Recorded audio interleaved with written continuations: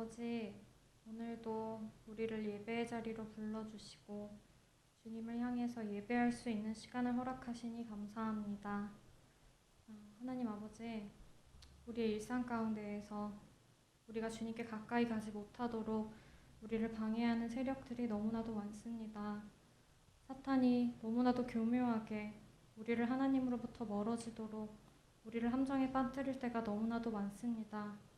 우리의 일이 바빠서 우리가 다른 곳에 신경 쓸 것들이 많아서 우리가 하나님께 먼저 예배하지 못하고 주님께 기도하고 찬양하는 것을 방해할 때가 너무나도 많습니다. 하나님, 우리가 그 사탄의 권세를 오직 주님의 능력으로 이기기 원합니다. 위대하시고 이 모든 것들의 왕 되신 하나님의 능력을 힘입어서 우리가 오늘도 주님 앞에 나아가기 원합니다. 아버지, 우리가 주님만을 찬양하기를 원합니다. 이 예배의 시간에 주님 함께 하시고 우리에게 힘 주시고 주님 앞에 나아갈 수 있는 그 시간을 허락하여 주시옵소서. 이 모든 말씀 살아계신 예수 그리스도의 이름으로 기도합니다. 아멘. 예배 자리에 나오신 여러분들을 주님의 이름으로 환영합니다. 오늘도 우리 정말 기쁜 마음으로 우리의 마음과 힘과 정성을 다해서 주님 앞에 가장 좋은 모습의 예배를 올려드리겠습니다.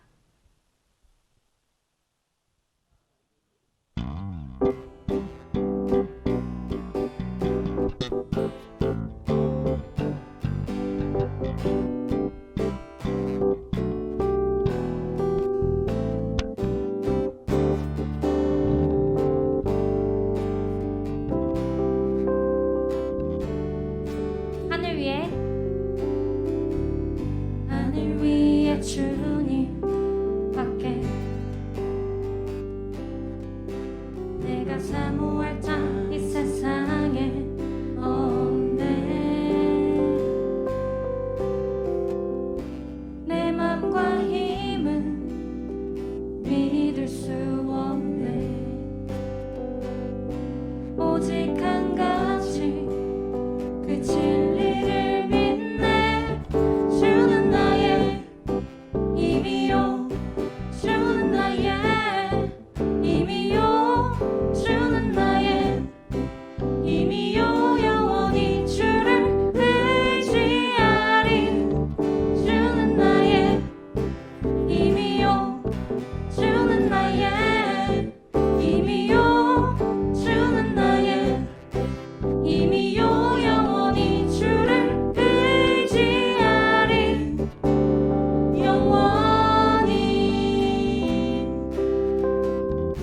다시 한번 찬양하겠습니다. 하늘 위에 주님 밖에, 하늘 위에 주님 밖에 내가 사모할 자 이 세상에 없네. 내 맘과 힘은 믿을 수 없네. 오직 한 가지 그 진리를 믿네.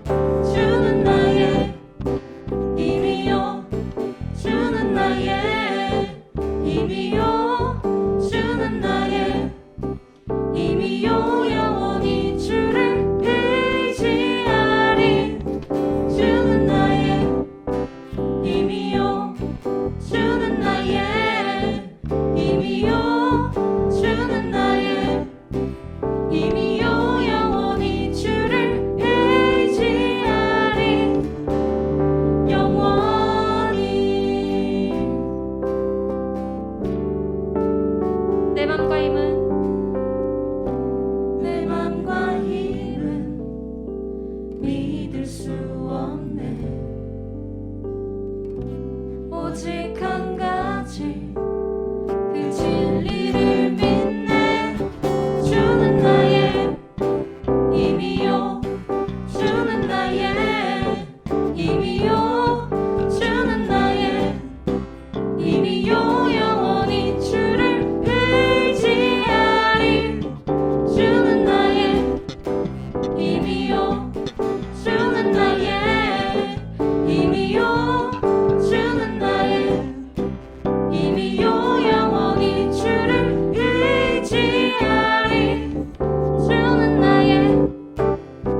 힘이요 주는 나의 힘이요 주는 나의 힘이요 영원히 주를 의지하리 의지하리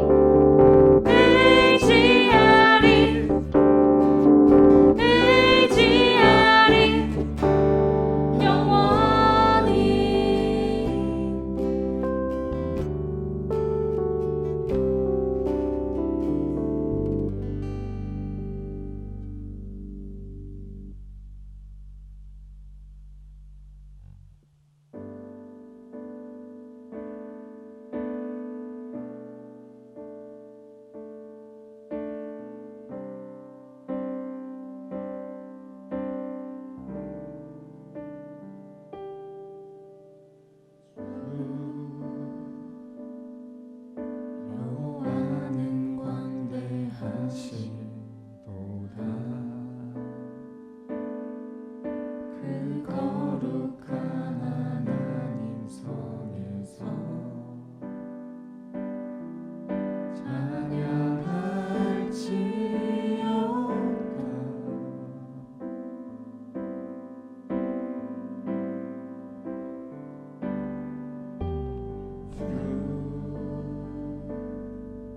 승리 우리에게 주셨도다 모든 원수 물리치셨네 엎드려 절하세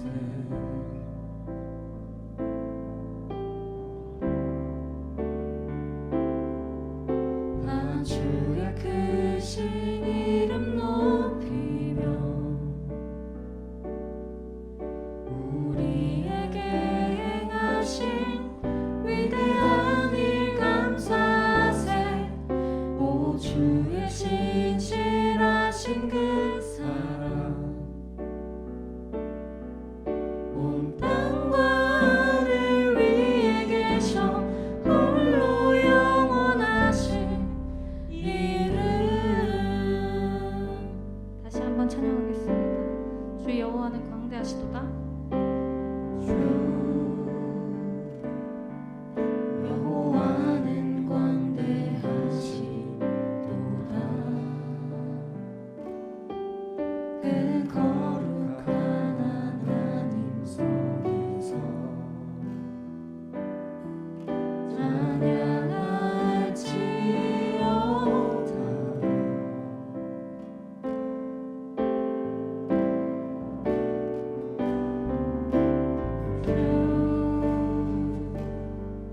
승리 우리에게 주셨도다 모든 원수 물리치셨네 엎드려 절하세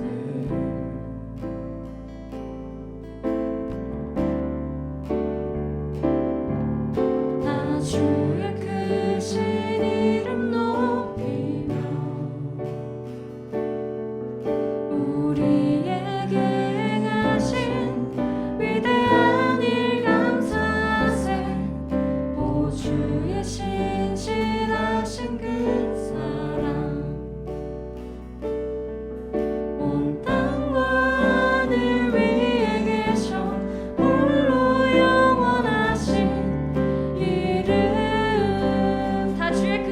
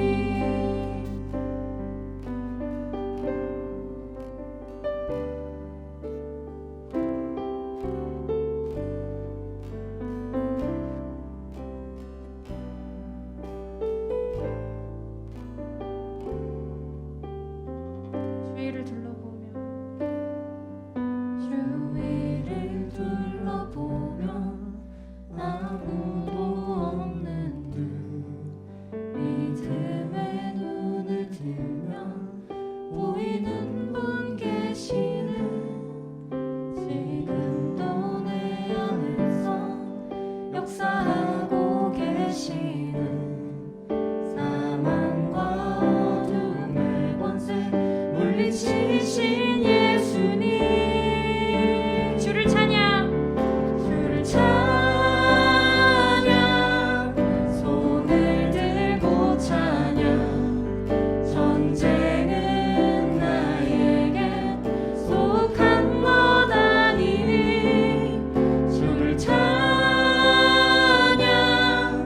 손을 들고 찬양 전쟁은 하나님께 속한 것이니 전쟁이 하나님께 속했습니다. 주를 찬양 주를 찬양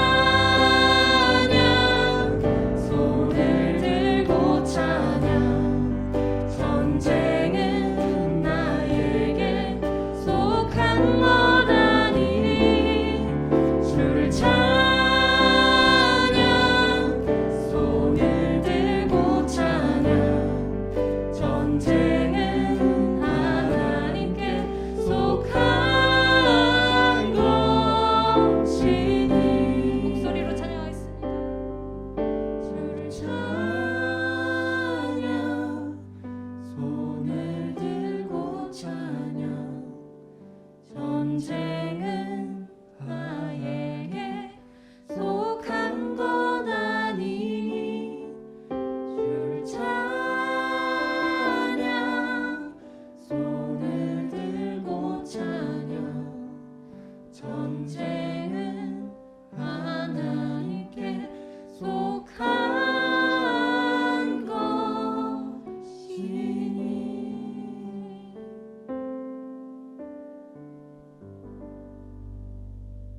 다 같이 기도로 예배 자리에 나아가겠습니다. 허물 많은 저희에게 주님의 자녀됨을 허락하신 사랑과 은혜의 하나님 그 이름을 찬양합니다. 힘든 상황에서도 온라인과 영상으로나마 주님께 예배드릴 수 있음을 감사드립니다. 크신 은혜에도 불구하고 하나님 보시기에 합당치 못한 죄들로 무너지곤 하는 저희들의 연약한 믿음을 꾸짖어 주시고 저희가 회개하며 나아갈 때에 너그러운 용서와 성령 충만의 은혜로 인도하여 주시기를 기도드립니다. 저희 코넬 한인교회의 지체들과 한자리에 모여 함께 예배드릴 수 없는 안타까운 상황이지만 이 기간 동안 우리 지체들 모두가 주님과 교회는 물론 커뮤니티를 위해 기여할 수 있는 각자의 역할들을 고민해보고 주님께서 원하시는 일들로 섬길 수 있는 지혜와 힘을 허락하여 주시기를 간구합니다. 저희 지체들 모두가 서로에게 얼마나 귀한 형제 자매이고 격려가 되는 존재였음을 더욱 절실히 느끼게 되는 시간입니다. 모두 다시 만나 기쁘게 하나님께 찬양과 예배를 드리며 섬김과 교제를 나눌 수 있기를 소망하며 이 시련을 잘 견디어낼 수 있기를 소망합니다. 오늘도 말씀 전하시는 담임 목사님께 양육간의 건강함을 주시고 주신 말씀으로 우리들 모두가 한 주간도 승리하기를 기도합니다. 매주 온라인 예배를 위해 애쓰시는 예배팀과 찬양팀, 주보, 음향, 편집, 재정팀으로 섬기시는 여러 손길들을 기억하여 주시고 축복하여 주시기를 기도합니다. 새학기가 시작되었습니다. 학교로 돌아오는 학생들을 비롯한 모든 분들의 건강과 안전을 살펴주시고 팬데믹 상황으로 힘든 상황에 처한 이들에게 하나님의 사랑과 자비를 베풀어 주시옵소서. 오늘도 하나님께 온전히 올려드리는 예배가 되기를 간절히 바라며 이 모든 말씀 우리 주 예수 그리스도의 이름으로 기도드립니다.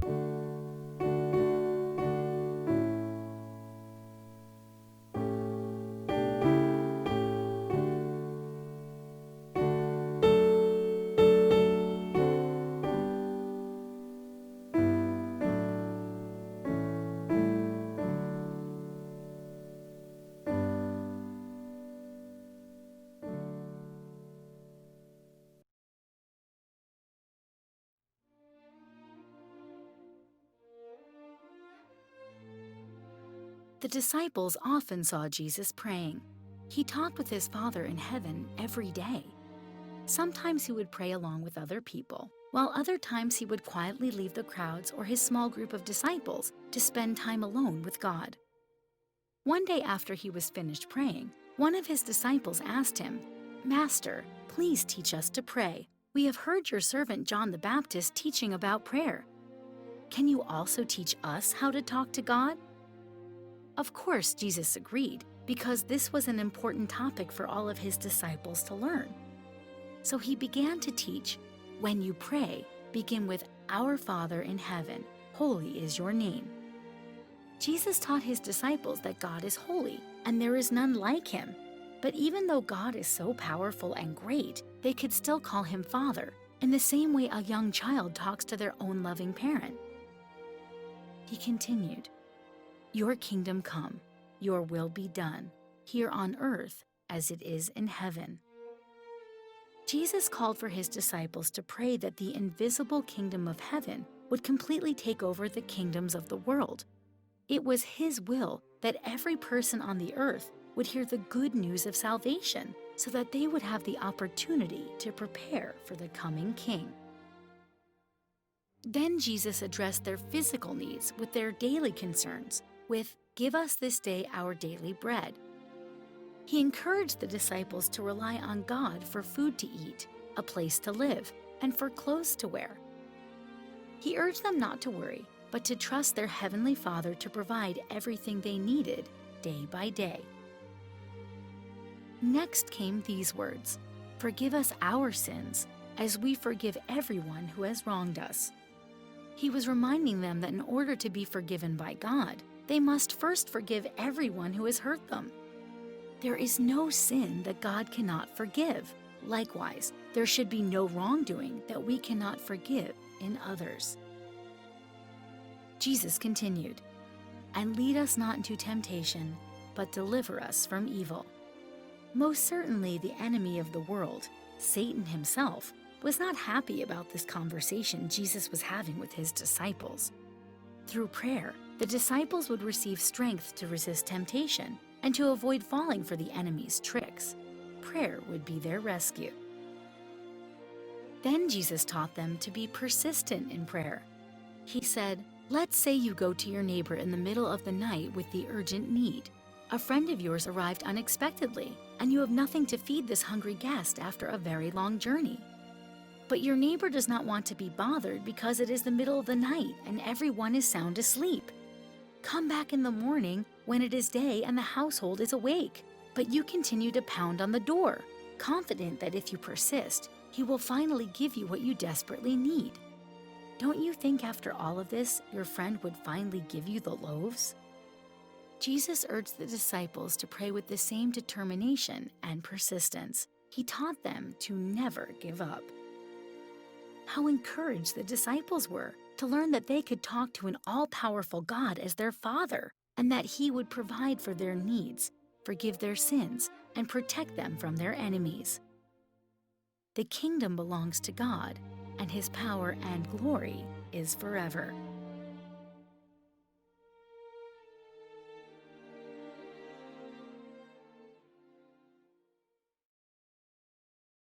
Hi, do you have people in your life that you love and admire? When you see them do something, do you try to copy them? Well, that's how kids learn how to speak, or what they like to eat, or what they like to do when they're growing up. And that's how we're supposed to learn how to pray, by learning from Jesus. In Luke chapter 11, verses 1 through 13, Jesus teaches us what prayer is and gives us a template for prayer. Let's read together Luke chapter 11. One day, Jesus was praying in a certain place. When he finished, one of his disciples said to him, "Lord, teach us to pray, just as John taught his disciples." He said to them, "When you pray, say, 'Father, hallowed be your name. Give us each day our daily bread. Forgive us our sins, for we also forgive everyone who sins against us. And lead us not in temptation. Then Jesus said, suppose you have a friend, and you go to him at midnight and say, friend, lend me 3 loaves of bread. A friend of mine on a journey has come to me, and I have no food to offer him. And suppose the one inside answers, don't bother me. The door is already locked, and my children and I are in bed. I can't get up and give you anything. I tell you, though, even though he will not get up and give you the bread because he is a friend, yet because of your shameless audacity, he will surely get up and give you as much as you need. So I say to you, ask, and it will be given to you. Seek, and you will find. Knock, and the door will be open to you. For everyone who asks receives. The one who seeks finds. And the one who knocks, the door will be opened. Which of you fathers, if your son asks for a fish, will give him a snake instead? Or if he asks for an egg, will give him a scorpion? If you then, though you are evil, know how to give good gifts to your children, how much more will your Father in heaven give the Holy Spirit to those who ask? I really, really like the Lord's Prayer. The reason I like the Lord's Prayer is the same reason I like recipes when I'm cooking. Now, if I want to bake cookies, I don't know the first thing about how to bake cookies. Do you need sugar? Do you need chocolate chips? Kimchi? Do you need applesauce? I don't know. Do you heat it in a microwave? In an oven? If I had to cook the cookies all by myself, I don't think I'd make very good cookies. But if I have a recipe for how to bake cookies, well then, I know the ingredients that I need, I know what steps I have to take, and I know the order in which I need to take them. If I follow the recipe, chances are pretty good that I'll be able to make some cookies that I can eat and that I can share with other people. And hopefully, they'll be pretty yummy cookies. Well, the Lord's Prayer is like a recipe for how we can talk to our God in heaven. It starts with certain ingredients, and then it says what I need to pray. And it gives me an order of steps so that I can have a really good time in prayer. The ingredients of prayer are pretty simple. We need God. Well, we need to be there too.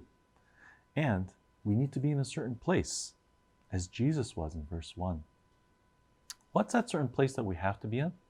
Well, it's not a location, but it is a quiet place where you can focus on God and you can hear his quiet voice. Also, I know it sounds pretty silly, but you need to be there too. It's really important. If you're thinking about other things like what video game you're going to play after service or after your quiet time, or if you're thinking about all the things that you're worrying about for the day, then you're not really all there. You need to be there with all of your heart and all of your mind. And when you're with God in prayer, be all there. The next thing that the Lord's Prayer gives us is a pattern or a step-by-step on how to pray. I like to think of the word ACTS, A-C-T-S, and that gives us the steps.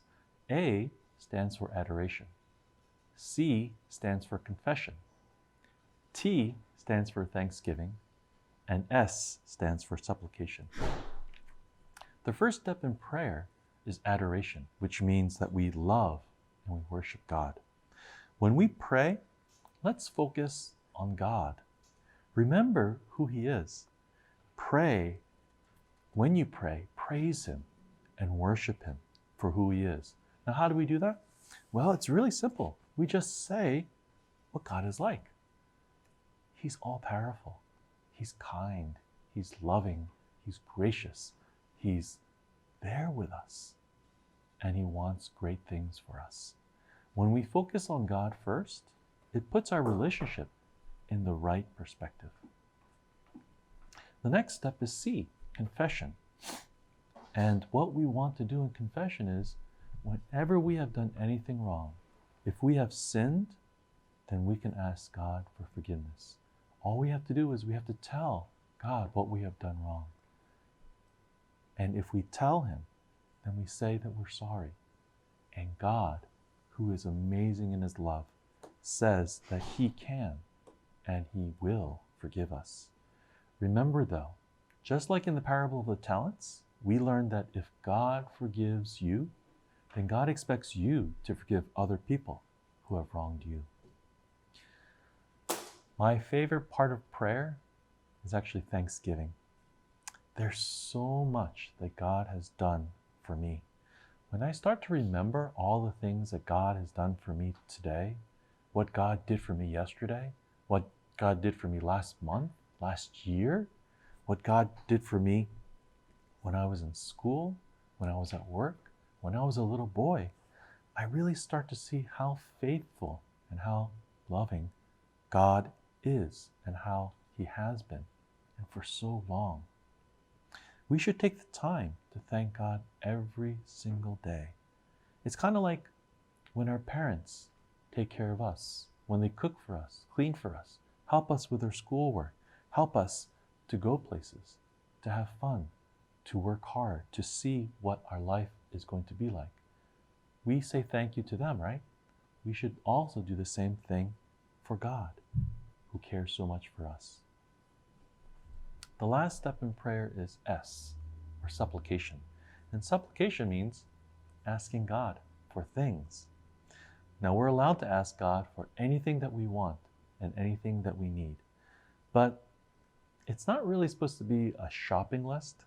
When we ask Jesus what we need, or when we ask God what we need, we should kind of model ourselves after what Jesus did.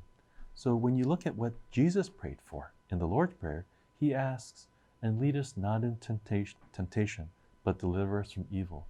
For yours is the kingdom, the power, and the glory forever." When we ask things from God, let's not forget to focus on the people in our lives that we love. And let's ask for things that will help us to honor God today. Things like strength, wisdom, sharp eyes and ears, so that we can honor Him in our lives. And yes, we can ask God for all those other things we want to. Good gifts, fish, scorpions, or open doors. The Lord's Prayer is an amazing pattern about how we can pray. But it's interesting that in chapter 11, Jesus spends 4 verses telling us the Lord's Prayer, and then He spends 9 verses telling us 2 things that we need to remember when we're praying. The first is that if we want something, we need to ask for it. For everyone who asks receives, and the one who seeks finds. If you really want something, you need to ask God for it. Don't just assume that God will give it to you. Ask Him over and over again, knowing that God is good. And the second thing that we need to remember is that Jesus wants us to know and keep in our hearts that God has an amazing love for us, and He wants to bless us with an amazing life. If we ask a fish to eat from God, God wants to give us 153 fish. If we ask for help, God can provide an army of angels to help us. Prayer can be an amazing part of our lives. We get to spend time with our Father in heaven. We get to remember and thank God for all that He's done in our lives. We get to ask God for everything that we need and want. Have you spent time with God in prayer today? We have several questions that we're going to go over today. What did one of Jesus' disciples ask Him to teach? He asked Jesus to teach them how to pray. How did Jesus tell His disciples to start their prayers? our Father in heaven. What kingdom did Jesus tell the disciples to pray to come to earth? The kingdom of heaven. What did Jesus tell his disciples to rely on God to provide?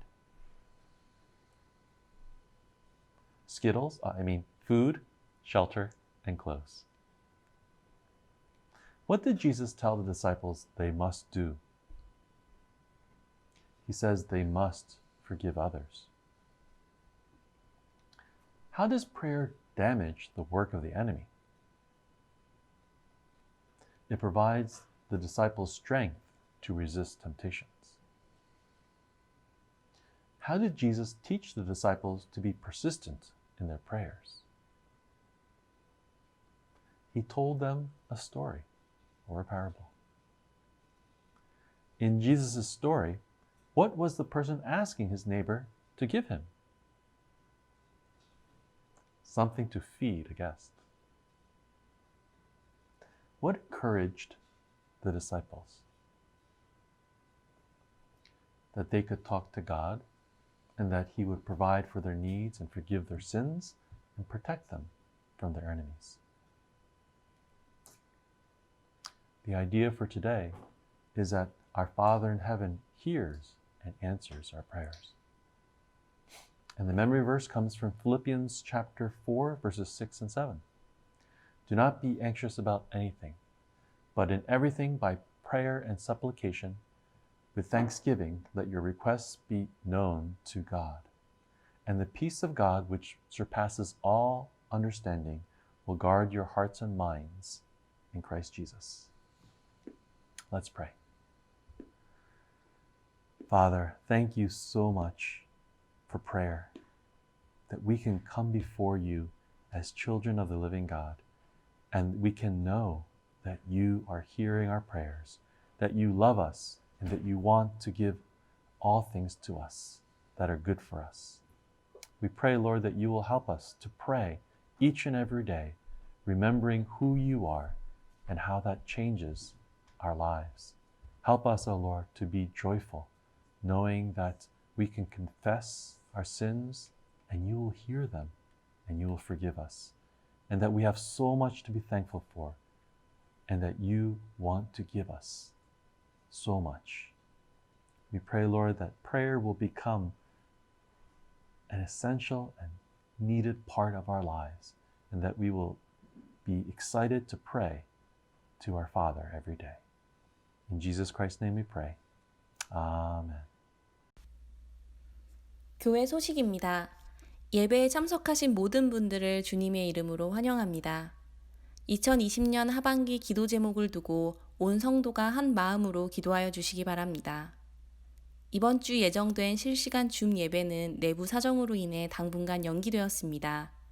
주일 예배는 기존과 같이 유튜브 채널을 통해 12시 45분부터 온라인으로 드려집니다. 온라인 헌금에 대해 안내드립니다. 코로나 장기화로 인해 헌금은 수표나 온라인 헌금 사이트를 통해 보내주시길 부탁드립니다. 온라인 헌금 사이트 링크는 동영상 제목 더보기란에 남겨두었습니다. 이번 주는 선교 헌금이 있습니다. 이타카에 새로 오시는 가정이나 신입생이 있으면 교회를 소개해 주시고 담임 목사님께 알려주시기 바랍니다. 오늘 오후 예정된 재직회는 코넬대 학생 단체 모임 관련 추가 사항 검토를 위해 연기되었습니다. 중고등부 제자 영역 훈련이 은혜 가운데 마무리되었습니다. 14주 동안 열심을 다한 학생과 격려해 주시고 기도해 주신 부모님들께 감사드립니다. 청년부 금요 개강 예배가 9월 4일 저녁 7시 30분부터 줌으로 드려집니다. 기원 목장지기 성경 모임은 다음 주 주일 예배 후 3시부터 줌으로 진행됩니다. 가을학기 기원 목장 모임이 9월 11일부터 시작됩니다. 온라인 예배에 주일 설교 본문 읽기를 원하시는 부부나 자녀들을 모집합니다. 문의는 담임 목사님께 부탁드립니다. 매일 새벽 예배는 생명의 삶 순서에 따라 기도드리시길 바랍니다. 코넬의 새학기가 이번 주부터 시작합니다. 작년과는 분위기가 사뭇 다르지만 캠퍼스가 다시 활기로 가득 찰 줄로 믿습니다. 오늘 예배 가운데 우리 신입생들과 새로 오신 분들이 있을 줄 아는데요. 이분들에게 먼저 입학을 축하드리고 주님의 이름으로 여러분들을 환영합니다. 오늘 이 시간에 새롭게 시작하는 우리 신입생들과 우리 재학생들 축복하며 잠시 기도로 시작하도록 하겠습니다. 아버지 하나님, 이렇게 팬데믹 상황 속에서도 새 학기를 시작할 수 있도록 은혜 주심을 감사드립니다. 힘차게 출발하는 저들에게 주님께서 함께 하시고 늘 동행해 주셔서 힘들고 어려울 때일수록 주를 붙들고 나아가며 하나님만 바라볼 수 있는 우리 재학생들 또 신입생들 될 수 있도록 함께하여 주시옵소서. 저들을 강건하게 붙들어 주시옵소서. 지혜가 부족할 때 지혜를 더하여 주시옵시고 능력이 부족할 때 아버지 능력을 더하여 주셔서 하나님만 바라보며 학기를 잘 마무리 지을 수 있도록 성령 충만한 우리 온 성도가 되게 하여 주시옵소서. 모든 것을 감사드리며 우리 주 예수 그리스도의 이름으로 축복하며 기도합나이다. 아멘. 오늘 주시는 말씀입니다. 왕께서 물으신 것은 어려운 일이라 육체와 함께 살지 아니하는 신들 외에는 왕 앞에 그것을 보일 자가 없나이다 한지라. 왕이 이로 말미암아 진노하고 통분하여 바벨론의 모든 지혜자들을 다 죽이라 명령하니라. 왕의 명령이 내림에 지혜자들은 죽게 되었고 다니엘과 그의 친구들도 죽이려고 찾았더라. 그때 왕이 근회대장 아리옥이 바벨론 지혜자들을 죽이려 나가매 다니엘이 명철하고 슬기로운 말로 왕의 근위대장 아리옥에게 물어 이르되 왕의 명령이 어찌 그리 급하냐 하니 아리옥이 그 일을 다니엘에게 알림해 다니엘이 들어가서 왕께 구하기를 시간을 주시면 왕에게 그 해석을 알려드리리이다 하니라. 이에 다니엘이 자기 집으로 돌아가서 그 친구 하나냐와 미사엘과 아사랴에게 그 일을 알리고 하늘에 계신 하느님이 이 은밀한 일에 대하여 불쌍히 여기사 다니엘과 친구들이 바벨론의 다른 지혜자들과 함께 죽임을 당하지 않게 하시기를 그들로 하여금 구하게 하니라. 이에 이 은밀한 것이 밤의 환상으로 다니엘에게 나타나 보이매 다니엘이 하늘에 계신 하나님을 찬송하니라. 오늘은 2020년 가을 학기를 출발하는 개강주일로 예배를 드립니다. 먼저 코넬 학부와 우리 대학원생들, 신입생들의 입학을 진심으로 축하드립니다. 그리고 포닥으로, 교수님으로 또 비지팅으로 입학하여 오신 분들이 계시면은 주님의 이름으로 다시 한 번 더 환영드립니다. 모든 분들이 다 강건하기를 바랍니다. 새 학기인데도 서로 만나 뵙지 못해 조금 서운합니다. 하지만은 곧 얼굴과 얼굴을 대할 줄로 믿습니다. 새로운 곳에 오신 분들은 낯설고 어색함은 있겠지만 주님이 함께 해주실 것을 믿습니다. 앞으로 학기를 지내면서 어려운 일이 생기면은 연락도 주시고 또 교회는 최선을 다해서 여러분들을 돕고 또 함께 기도하며 나아가도록 하겠습니다. 저희 교회 건물이 있는 이 아나벨 테일러 홀이 가을 학기 동안 닫히게 됩니다. 하지만은 온 성도님들이 더 여러분 곁으로 다가가도록 하도록 노력하겠습니다. 저희들은 이제 여러분이 오시기 전부터 지난주부터 새 학기를 준비하면서 이 다니엘서를 보고 있습니다. 새로운 출발 앞에 어떻게 살아야 하는가 그리고 무엇을 잃지 말아야 하는가를 말씀을 통해서 이렇게 나누고 있는 중입니다. 여러분 우리 살다 보면은 코로나19 팬데믹처럼 예상치 못한 일로 인해서 기가 막히고 또 의안이 벙벙한 일들이 생길 때가 있습니다. 그래서 기가 찬다 이런 말도 표현하는데요. 오늘 본문에서도 이 뜻밖의 일을 만난 사람들이 등장하게 됩니다. 우리가 한 세 사람 정도를 보게 되는데요. 그 첫 번째는 이 바벨론 제국의 느부갓네살 왕입니다. 오늘 본문 말씀 1절을 보시면은 그가 어느 날 꿈을 꾸게 됩니다. 그리고는 그 꿈으로 인하여서 잠을 자지 못하고 고민하게 되었다라고 이렇게 성경을 기록하고 있습니다. 여러분 한번 생각해 보시기 바랍니다. 전쟁에 나가서 장수들을 칼로 눕히고 또 그리고 제국을 이뤄낸 왕이 한 꿈에 의해서 잠을 못 잔다는 건 어떻게 들으면 좀 이해가 되지는 않습니다. 그러나 어떤 사람일지라도 불안과 두려움 앞에 인간은 이처럼 연약하다라는 것을 말씀해 주고 있습니다. 인생은 아무도 예외가 없는 것 같습니다. 아무리 높은 자리에 있고 또 세상 것을 다 가졌다 해도 두려움이 생기고 잠 못 자고 걱정 안 할 수 없기 때문에 그렇습니다. 또한 우리 공통점이 있는데요. 자신이 가진 모든 것을 동원해서 문제가 생기면은 그것을 풀려고 노력하는 것이 가진 자나 안 가진 자나 많이 배운 자나 적게 배운 자나 모두가 공통점인 것 같습니다. 2절을 보시면요, 우리가 자신이 꾼 꿈을 알기 위해서 이 느부갓네살 왕은 박수와 또 술객과 점쟁이와 이 갈대아 술사들을 자기 앞으로 이렇게 불러 모았다라고 이렇게 하고 있습니다. 사람들은 너무 무섭고 또 이상한 꿈을 꾸면은 그 꿈을 알기를 원합니다. 그래서 다른 사람들에게 자신의 이야기를 하고 그 꿈 해석을 듣곤 하긴 합니다. 그런데 이 느부갓네살 왕은 조금 다른데요. 5절을 보시면은 자신이 직접 그 내용을 다른 사람에게 그 꿈을 내용을 말하기보다는 누군가가 자신이 그 꿈조차 알고서 그 해석까지 해주기를 바란다는 것입니다. 이것이 조금 다르게 나타나는 것 같습니다. 자, 그런 생각을 하게 되는 이유는 우리가 읽지 않았지만 오늘 본 말씀 47절에 근거합니다. 47절 여러분들이 참조해 주시면요, 누군가 꿈을 알아맞추고 해석까지 한다면은 그 사람은 진정으로 지혜자이며 또 그것을 알게 한 신은 신중에 참신일 것이라는 그런 생각을 이 느부갓네살 왕이 했기 때문이다라는 것을 우리는 알 수가 있습니다. 왕의 이런 생각 때문에 황당한 일을 만나는 두 번째 사람들이 있는데요. 첫 번째는 이상한 꿈을 꾸었던 느부갓네살 왕이라면은 이 두 번째 황당한 일은 느부갓네살 왕으로 인해서 만나게 되는 사람들입니다.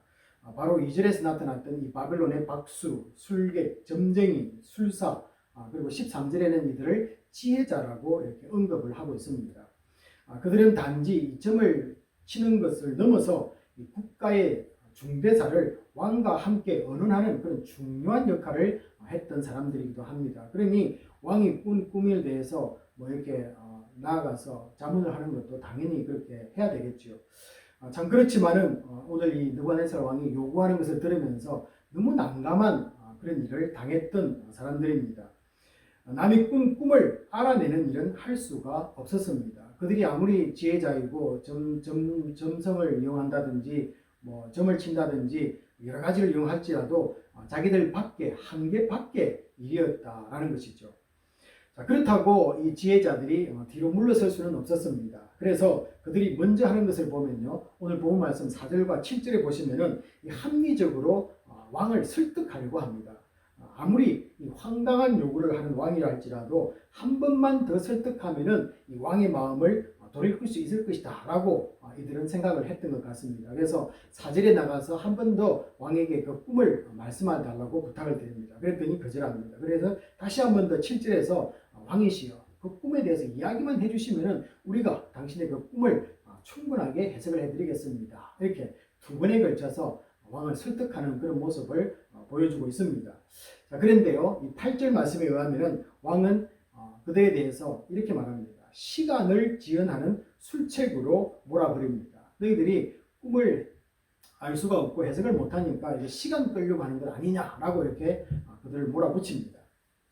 그러자 그들 역시 또 반격을 하기 시작합니다. 10절에 보시면요, 어떤 크고 권력 있는 왕이라 해도 이렇게 난감한 것을 그들에게 물은 일은 없다라고 이렇게 따집니다. 그리고는 11절에 보시면요, 인간으로서는 도저히 알 수가 없고 오직 육체와 함께 살지 아니하는 신들 외에는 이 문제를 풀 수 없다고까지 변명을 하게 됩니다. 이것을 한마디로 말한다면 정말로 어리석은 것은 우리가 아니라 바로 당신 느부갓네살 왕이시고 또 왕이 너무나 억지를 쓴다, 그런 뜻이 이 말 속에 담겨 있는 것 같습니다. 자, 우리가 너무나 잘 아는 이 창세기 41장 24절과 25절을 보시면요, 이 바로 왕도 꿈을 꾸게 됩니다. 그리고 그 꿈을 다른 사람들에게 설명을 할 사람들을 찾았습니다. 여긴 좀 다르지요. 자기는 이상한 꿈을 꾸었지만은 이 바로 왕은 자신의 그 꿈을 설명을 해주었습니다. 그러나 그것을 해석하는 사람들이 없었다는 것입니다. 그래서 이 꿈을 해석할 사람들이 없을 때 요셉이 나아가서 꿈을 듣고 해석을 해주었던 것을 우리는 알고 있습니다. 그래서 요셉은 이 꿈을 해석해 줄 수는 있었지만은 무슨 꿈을 꾸었는지까지 알아맞추는 사람은 아니었다는 것이죠. 그래서 이 다니엘서는 좀 특이한 스토리가 우리에게 전달되고 있습니다. 이 느부갓네살 왕은 정말로 황당한 사람임에 틀림이 없습니다. 9절에서는요, 이 사람들의 변명도 허용하지 않습니다. 너희들의 그 변명은 나에게는 해당되지 않아. 이렇게 단호하게 끊어버립니다. 그리고는 결국 이 12절을 보시면요, 왕은 진노하고 통분하여, 그 12절 말씀에 보시면은 너무나 화가 나는 것을 이 진노하고 통분하여 왕 앞에 온 술객뿐만 아니라 이 바벨론의 모든 지혜자들까지 다 죽이라고 그때는 명령을 또 한 번 더 강하게 내리는 것을 보여주고 있습니다. 이것은 단지 이 폭군 같은 왕이라는 사실을 알리려는 이 성경의 의도는 아닙니다. 그래서 뭔가 다른 의미가 이 성경에는 숨어져 있다는 것이죠. 여러분, 그게 무엇일까요? 우리가 살아가는 우리 인생에서 이런 사람도 만날 수 있고 또 이런 일도 생길 수 있다는 것을 말해주는 것입니다. 인생은 이 원인도 알 수 없는 이 한계에 부딪힌다는 것입니다. 그럴 때 어떻게 우리가 반응해야 하는가를 이 말씀을 통해서 우리에게 가르쳐주고 있습니다.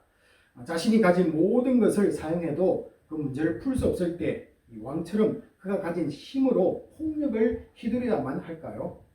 또 아니면 두 번째 만난 이 그룹처럼 지혜자처럼 자신의 지혜와 이 경험을 가지고 설득하다 안 되면은 어떻습니까? 상대방을 비난하며 또 책임을 스스로 회피하는 그런 모습을 보여야만 될까요? 모든 가능성은 사실은 우리의 선택입니다. 우리가 왕이 될 수도 있고 또 우리가 바벨론의 지혜자들일 수가 있습니다. 그들은 나름대로 애쓰고 노력했습니다.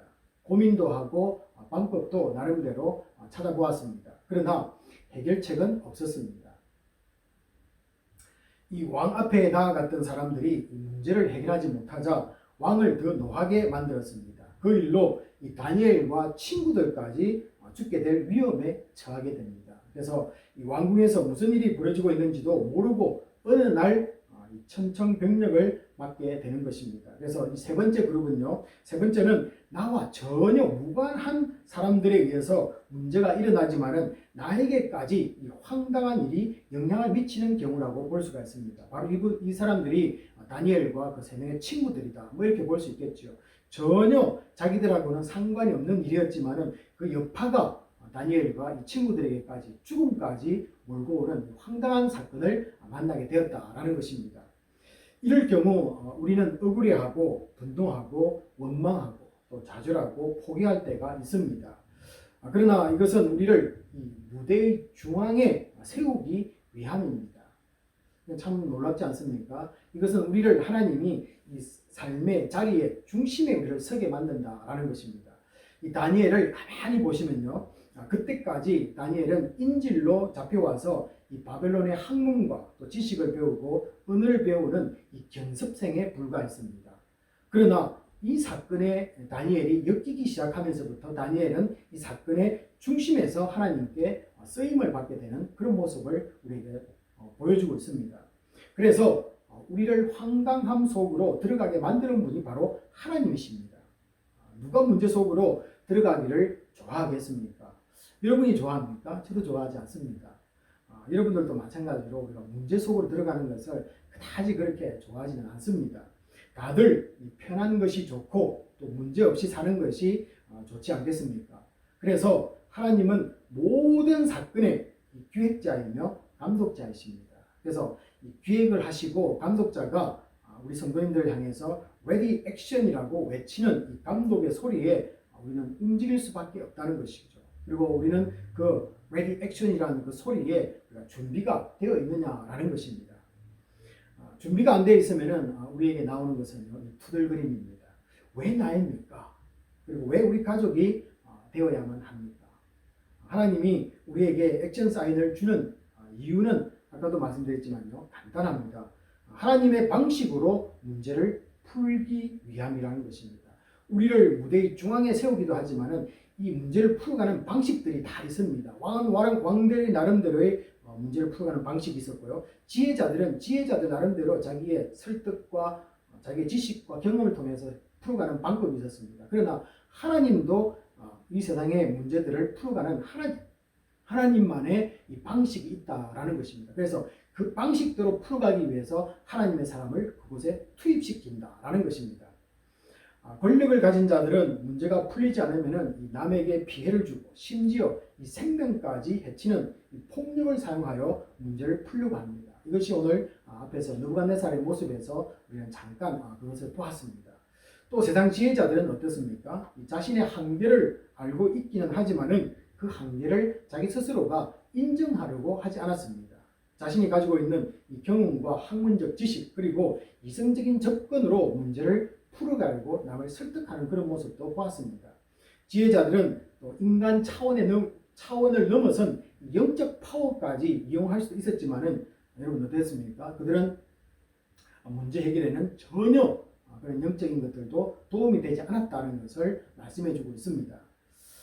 이들 중 어느 누구도 하나님을 찾지 않았다는 것입니다. 이 사건의 배경에 하나님이 있다고 말 한마디 아무도 하지 않습니다. 왕도 하지 않았고요. 지혜자들은 자기들이 섬기는 영이 있겠죠. 그들에게는 말했지만은 하나님이라는 단어는 그들은 쓰고 있지 않았습니다. 하나님이 빠져 있고 하나님이 무시되고 있습니다.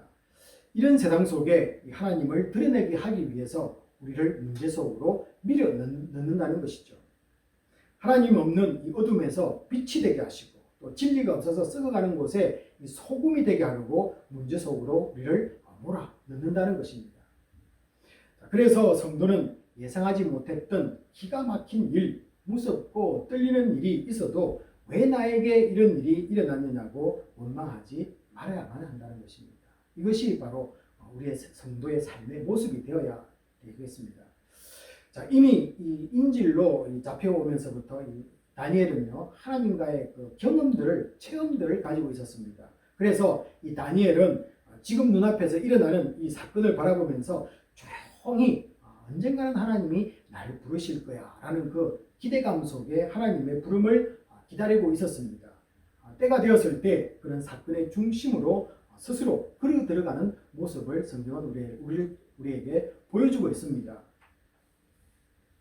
15절에 보시면요, 급하게 움직이는 이 권위대장의 행동을 보면서 뭔가 일어났구나 를 알게 됩니다. 그리고는 왕궁에서 무슨 일이 벌어지고 있는지를 묻고 그 사건을 듣게 됩니다. 모든 일에 대해서 알게 되었을 때 16절을 보시면요, 자신이 스스로 왕에게 들어가서 꿈도 무슨 꿈을 꾸었는지 알지 못하면서 해석을 해주겠다고 다니엘은 장담을 하고 나옵니다. 어떻게 보면은 황당한 사람도 이 다니엘도 합니다. 무슨 꿈을 꾸었는지도 알지도 못하면서 그 꿈 내가 해석해 주겠습니다. 이렇게 답부터 먼저 장담부터 하고 그것도 왕 앞에서 하고 나왔다는 것이죠. 이 다니엘과 이 친구들까지 죽이라는 명령이 있는 상황인데 왕께 나아가는 것은 어떻게 보면은 사자굴에 들어가는 것이나 같다는 것입니다. 우리가 나중에 뒤에서 우리가 다니엘이 사자굴에 던져지는 모습을 우리가 보게 되는데요. 이미 이 다니엘은 그 직접적인 사자굴에 들어가기 전에 먼저 이 사자굴에 스스로 걸어 들어가는 모습을 이 왕 앞에 나아가는 모습을 우리가 암시적으로 한번 이 사건을 볼 수가 있습니다. 여러분 오늘 이런 다니엘의 모습 속에서요, 한 분이 생각나는 분이 안 계십니까? 바로 우리 주님이십니다. 우리 주님을 한번 생각해 보시기 바랍니다. 죽음과 이 사망이라는 황당한 문제 앞에 인간들이 고통하고 있을 때 하늘의 보좌를 버리고 이 땅으로 직접 오셨습니다. 세상의 종교나 지혜자들이 풀 수 없었던 인생의 난제 앞에 이 해결자가 되어주셨습니다. 죽음 앞에 놓인 인생들을 향해 답이 되어주신 분이 바로 우리 주 예수 그리스도십니다. 아무도 제시하지 못했던 이 갈보리 언덕의 십자가를 우리에게 주셨습니다. 우리의 죄를 대신해서 피 흘려 죽으시고 이 사흘 만에 다시 살아나는 이 구원의 역사를 우리에게 이루어내셨습니다.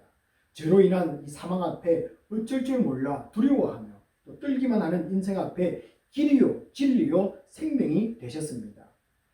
우리는 구원자가 스스로 될 수 없지만은 구원의 도구로 사용하기 위해서 이 복음을 우리에게 주님은 주셨습니다. 그래서 우리는 스스로 구원자는 될 수 없습니다. 그러나 그 구원자가 쓰시는 도구로 우리가 쓰임을 받기 위해서 우리에게 복음을 손에 들려주셨다는 것이죠.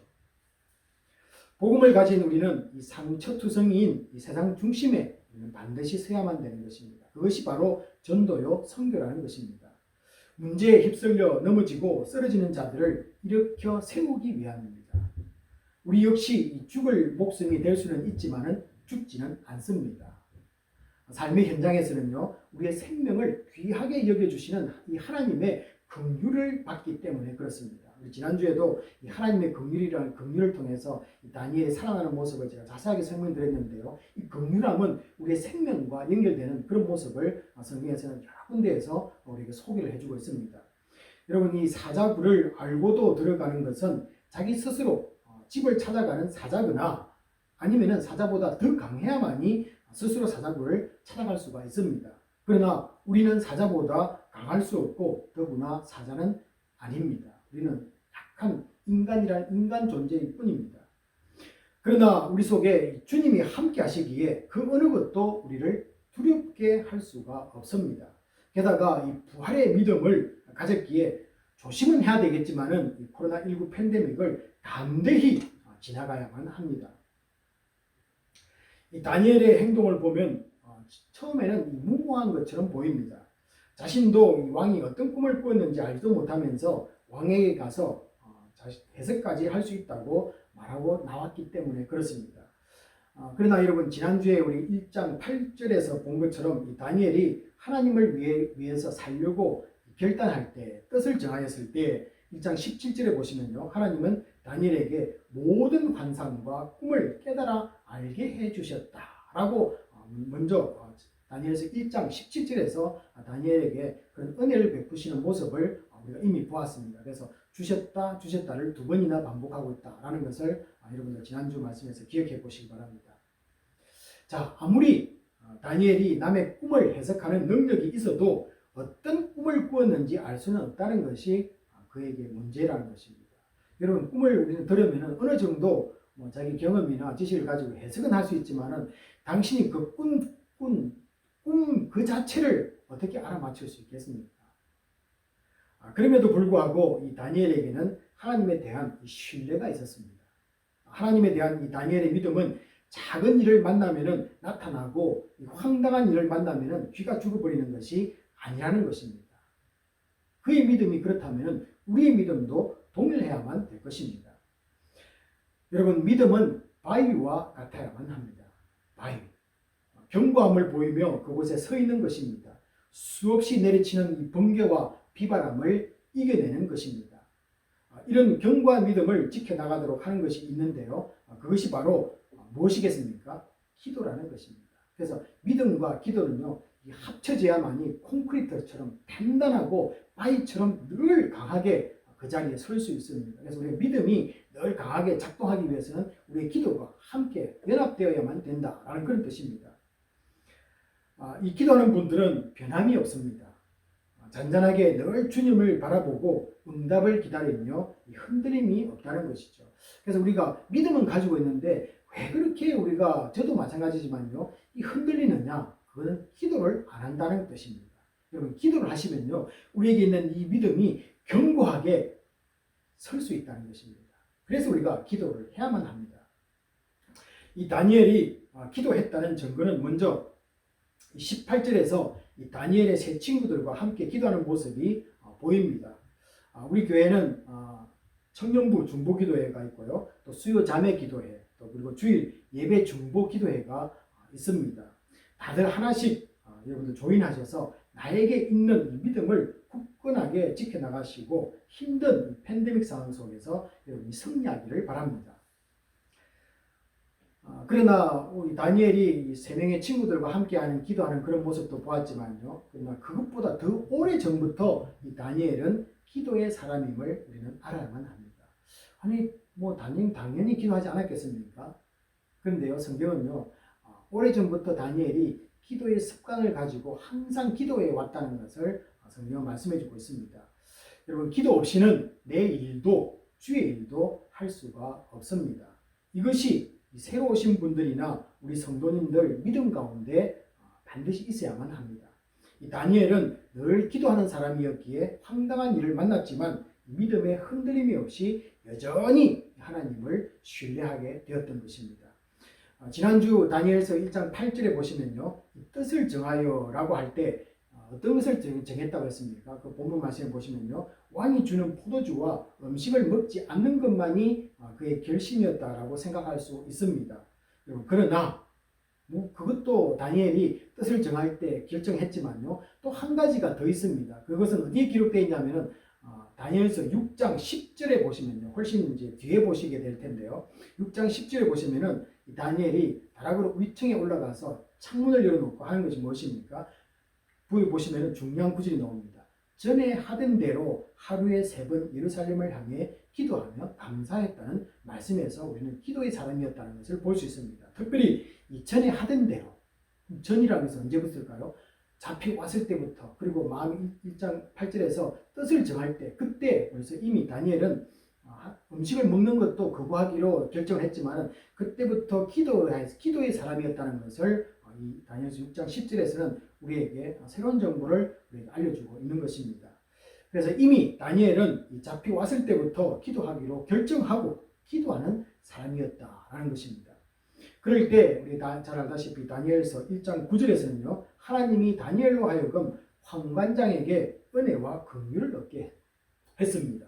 그래서 오늘 본문에서도요, 이 다니엘은 이 친구들과 죽음을 앞두고 있는 상황에도 동일하게 이 긍휼을 입게 될 것이라는 믿음을 오늘 본문 말씀 2장 18절은 보여주고 있습니다. 거기 보시면은 긍휼이라는 단어는 없지만은 불쌍히 여기사라는 그 단어가 나오는데요, 왕을 만나고 나온 뒤에 하나님이 불쌍히 여기사 죽음을 당하지 않게 기도하라는 말 가운데 바로 하나님의 긍휼함을 입었던 그 믿음을 끝까지 붙잡고 있다는 것을 여기서도 보여주고 있다는 것입니다. 다니엘이 우리가 앞에서 1장에서 왕의 명령을 거역하려고 했을 때 황관장에게 이미 죽을 수도 있었습니다. 그때 하나님의 이 긍휼을 얻은 것을 기억하고 믿음으로 다니엘은 간직을 하고 있었습니다. 하나님은 그분을 믿는 백성들을 긍휼히 여기신다는 것을 우리도 믿어야만 합니다. 그리고 그 믿음은 어떤 상황에서도 흔들리지 말아야만 하는 것입니다. 그래서 우리의 믿음은요, 바위와 같아야만 된다. 그 바위와 같이 믿음이 견고하기 위해서는 기도가 항상 그 백갑이 있어야 된다라는 것을 말씀드리는 것입니다. 죽을 것 같은 이 환경에서도 죽도록 그냥 두지 않으시고 불쌍히 여기시는 분이 나에게 있다는 사실이 우리를 든든하게 만드는 것입니다. 여러분, 이것이 믿는 자들의 특권입니다. 나를 붙드시고 나의 생명을 긍휼히 여기시는 분이 내 뒤에 계시고 나를 보살펴 주시고 나와 함께 하신다는 이 믿음, 여러분, 이것이 우리를 긍휼히 여기시는 하나님이시다라는 것입니다. 팬데믹을 통과하는 온 성도님들의 10년 가운데 이 믿음이 있기를 소원합니다. 하나님께 불쌍히 여김을 받는 사람만이 갖는 또 다른 특징이 하나 나타나는데요, 하나님께로부터 내 생명을 긍휼히 받은 사람은요, 반드시 나에게서 뭔가가 나타난다는 것입니다. 18절을 보시면은 이 다니엘은 바벨론의 무고한 다른 지혜자들도 함께 죽임을 당하지 않도록 기도하라고 친구들에게 부탁을 하는 모습입니다. 이 다니엘은 믿음의 사람, 기도의 사람이었지만 또한 이 그리스도의 심장을 가진 사랑의 사람이었다라는 것을 보여주고 있습니다. 그래서 하나님께로부터 내 생명에 대한 긍휼을 받은 사람은요, 나도 남들의 생명에 대해서 긍휼함을 여기는 이 사랑의 모습이 나타난다는 것입니다. 이것이 믿음의 다니엘의 모습에서 우리에게 가르쳐주는 좋은 메시지이기도 합니다. 이 팬데믹 기간을 지나면서 얼마나 이 세상을 위해서 기도하느냐가 결국 우리가 이웃을 얼마나 사랑하느냐의 양이기도 합니다. 여러분, 얼마나 나에 대해서 기도하시지만요, 우리 세상이 처하고 있는 이 모든 세상을 위해서 이 팬데믹 기간을 지나가면서 여러분 얼마나 기도하시고 계십니까? 이 자신들이 죽고 사느냐 문제 앞에 남들 생각할 시간적 여유가 사실은 없습니다. 그러나 다니엘은요, 이웃을 위한 기도의 제목을 그의 기도의 제목에 추가를 시킵니다. 참 놀랍지 않습니까? 그들은 하나님의 심판 가운데 죽어마땅합니다. 바빌론의 술객들, 지혜자들, 뭐 그 사람들 있으면 뭐 하겠습니까? 그러나요, 다니엘은요, 심판 가운데 죽어야 할 사람들이긴 하지만은 하나님의 은혜 가운데 구원받아야 할 대상이라는 믿음이 그에게 있었기 때문에 다니엘은 이웃을 위해서도 기도할 수 있었던 것입니다. 우리 교회가 월요일마다 금식하면서 코로나가 물러가도록 기도하며 이 땅의 공의와 정의를 위해서 기도하는 이유이기도 합니다. 이것은 예나 지금이나 하나님의 백성의 동일한 모습입니다. 그래서 옛날 사람들은 그렇게 하고 요즘 사람들은 뭐 세상 사람들 우리 원수야 기도하지 않는 건 아닙니다. 동일해야 하는 것입니다. 동일해야만 하는 것입니다. 세상을 위한 기도가 없다면 교회는 왜 존재하겠습니까? 자신의 복만 구하는 이 기복신앙이 되고 말 것입니다. 기도는 하나님의 뜻을 또한 전달받는 통로이기도 합니다. 기도가 깊어질수록 하나님은 우리에게 친밀함을 보이시고 그분의 움직임을 보여주십니다. 이것을 우리가 동선이라고 부르는데요. 여러분 우리 대통령을 경호할 때 그 경호원들에게만 대통령이 몇 시 몇 분, 몇 시 몇 분, 몇 분에 어느 곳에 도착한다 이런 동선을 알 수가 있습니다. 기도하는 사람이 하나님께 가까이 가는 특권을 누릴 수 있다 그런 뜻이 되겠습니다. 그래서 19절에 보시면요, 다니엘은 그날 밤 기도 가운데 환상으로 그 꿈의 실체를 보게 되는 것입니다. 참 놀랍지 않습니까? 하나님은요, 다니엘이 그렇게 과감하게 나왔을 때 하나님도 그날 밤에 그에게 환상을 통해서 느부갓네살 왕이 꿈이 무엇인지를 환상을 통해서 보여주었다는 것입니다. 그리고 옆에서는 친구들이 함께 중보의 기도를 드리고 있었고요. 한번 여러분이 그 상황을 한번 그림을 한번 그려보시기 바랍니다. 이 새로운 학기를 시작하는 우리 모두는 무엇보다 우선이 되어야 할 것은 하나님께 나아가서 기도하는 시간을 마련해야 할 것입니다. 23절 보시면요, 다니엘은 우리가 주께 구한 것을 내게 알게 하셨다라고 말씀을 하고 있습니다. 내가 주께 구한 것을 내가 알게 되었다는 것이 아니라 우리가 주께 구한 것을 내게 알게 하셨다라고 말합니다. 그래서 이 말씀 속에는요, 우리 모두 함께 기도에 응답하기를 좋아하는, 우리 모두가 함께하는 이 기도에 응답하기를 좋아하는 주님께 온 성도가 한마음이 되어서 기도하는 공동체가 되기를 원합니다. 그래서 하나님은 내 개인의 기도도 좋아하시지만요, 우리가 함께 모여서 기도하는 것을 더 빠르게 응답하기를 좋아하신다 라는 것입니다. 기도하는 공동체는 응답이 빠릅니다. 반드시 주님은 우리 힘든 삶에 답이 되어 주시고 또 개인과 가정과 이 자녀들 위해 지혜와 지식을 더하여 주실 것입니다. 그래서 우리의 일상이 회복되는 은혜를 누리게 하실 것입니다. 이 백신을 개발하는 이 팀들에게도 안전하게 검증된 약이 빠르게 개발되도록 반드시 역사할 줄로 믿습니다. 그래서 여러분들, 이분들을 위해서도, 이 세상을 위해서도, 지금 코로나 팬데믹 상황 속에서 많은 수고하는 분들을 위해서도 함께 우리가 기도해야만 되는 것입니다. 여러분, 기도하십시오. 그리고 함께 기도하는 자리에 나아가십시오. 이 땅에서 이 고난당하고 아파하는 사람들을 위해서, 그리고 무너진 이 땅의 공의와 정의를 위해서도 기도하는 것을 잊지 말아야만 합니다. 하나님을 위해 살기로 먼저 뜻을 정하신 분들은 이제 기도의 자리로 나아가서 응답받는 하나님의 사람들이 되시기를 주님의 이름으로 축복합니다. 이 시간은 주시는 말씀을 붙잡고 우리 통성으로 기도하는 시간을 잠시 갖도록 하겠습니다. 먼저 이 새학기를 주신 하나님께 감사하시고요. 두 번째는 우리 신입생들이 담대하게 나아가도록 저들을 축복하여 주시옵소서. 그리고 마지막으로는 함께 기도하여 하나님의 응답받는 이 기도의 공동체가 되기를 원합니다. 우리 같이 이 세 가지를 놓고 함께 잠시 통성으로 기도하는 시간을 갖도록 하겠습니다. 기도하시겠습니다. 아버지 하나님, 새학기를 주심을 감사드립니다.